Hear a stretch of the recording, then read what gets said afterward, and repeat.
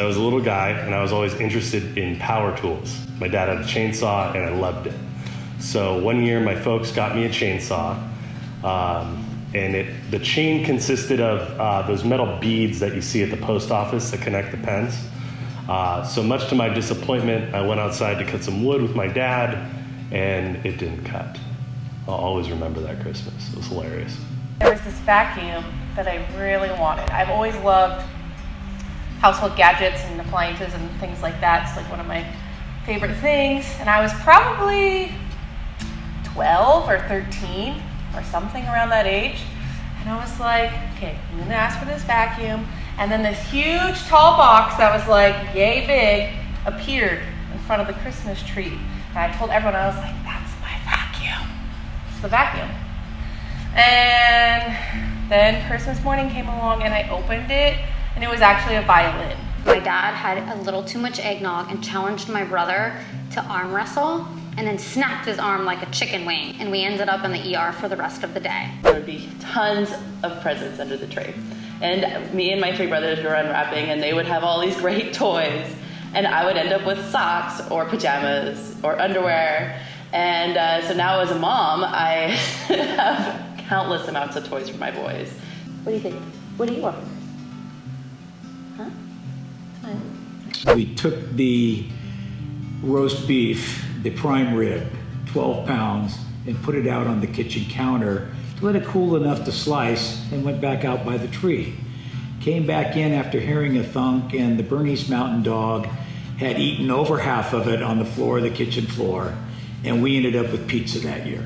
Making candy with my grandmother every year. She's now passed, so that's one memory that just really stuck with me throughout the years. I grew up in a household where we celebrated Hanukkah and not Christmas. And I went to, I believe it was Glide Memorial, for a midnight mass.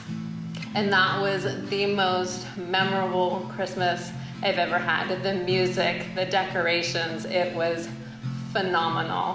When I was about 5 or 6, my mom opened the door and I could hear bells and clackering on the roof. And I was like my heart just stopped, and I could swear that I knew there were reindeer there, and I could smell Santa cookies or something. And my brother and I ran out front to try to catch a glimpse of him, but we didn't. But the magic was so real that I don't know, Christmas just came to life that year. When I was younger, little girl was flying with my brother, and we were obviously on the plane, and he says, look, there's Santa and the reindeers. And so I'm looking out the windows and I see this little red light off in the distance. Of course, now I think about it, it's probably another plane or something.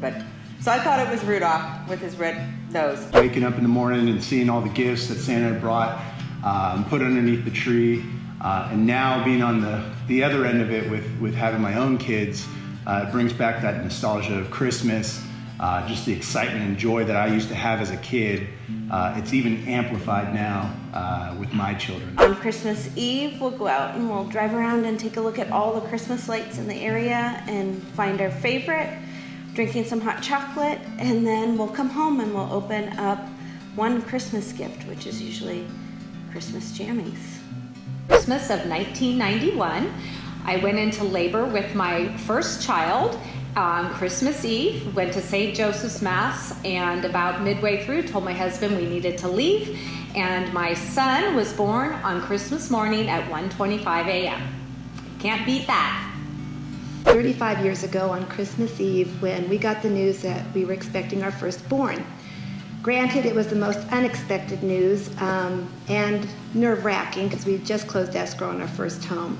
But it was the most joyous gift we could have got. Christmas of 1988, we were 1 month away from giving birth to our first son, Stephen, who is my pride and joy. And the second one was Christmas in 1995. That was the birth of our second son, Daniel, who is also my pride and joy. Merry Christmas. Merry Christmas, I like that. Jasmine has a tip we're gonna try for the first time this year. The 2020 tip, to catch Santa on video. First step, you gotta send him a letter. Tell him use the front door, not the chimney. Make sure you have a Ring doorbell. that when he uses the front door, we're gonna catch him on video. We'll let you know how it goes. Do you like that idea? All right. We have a Pano-Italian Christmas. Erica's family comes from Panama. They do Christmas Eve, so that's tamales with guandules, rice, plantains. And then the next day we have the Italian meal, and that is spaghetti with meatballs, sausage from New York, and pork, and what am I missing? Scungili, yes, scungili. So our families can't understand a word of each other, but they love each other, and they make the kitchen work. And this year, my mom and dad won't be coming, so we're gonna have to zoom in the spaghetti and meatballs, but Erica's family's coming. I opened this big box. That was my last present, was this huge box, big green box. And I opened it, like, what is this, right? So I started opening it and opening it, and like 10 boxes later, I got this little tiny box. And of course, at that point, I knew what this was about. But when I opened it, it was empty. So I just looked at David like, what happened? And he was on one knee, and he said all these nice things in Spanish and English, and I said yes. I moved from the East Coast to California in the late 70s, and so all of our family is still back in New York. And the holidays for the next 5 or 6 years were probably the only excuse we had to go back east and see everybody. And so I don't know if we had one memory per se, but it was probably about 6 or 7 years of memories, because that was our excuse to fly back, see everybody. Happy holidays.